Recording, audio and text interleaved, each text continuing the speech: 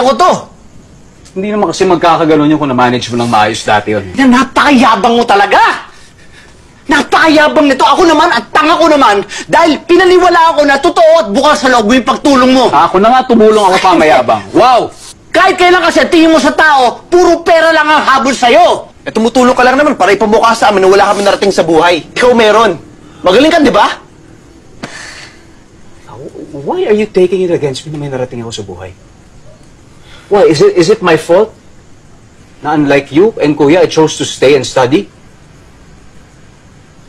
Is it my fault that I worked hard para sa kung anong meron ako?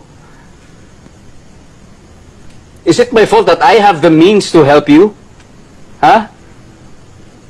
Do you even know what I went through? What I had to give up just to help you? Hindi. Hindi, di ba? Dahil wala naman ni isa sa inyo na nagtanong sa akin kung okay ako. Ikaw, Kuya, nung nagtrabaho ka abroad para makamit yung pangarap mo sa pagsasayaw, wala ka namang narinig sa akin na kahit anong reklamo nung kinuha ko yung responsibilidad mo sa tindahan. Yung mga pangarap, sige, sinangtabi ko na muna, walang problema.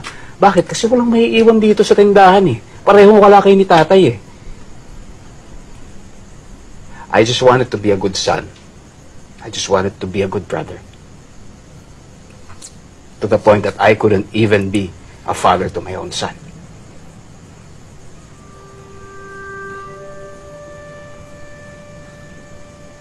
Pero nung bumalik ka, parang walang nangyari.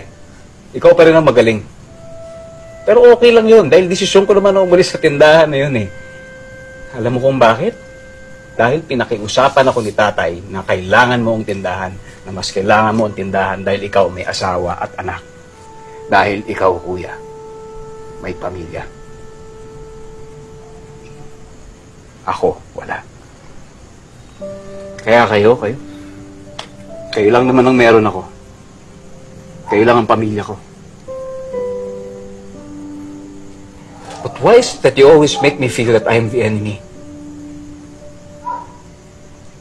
Not a brother. Not family.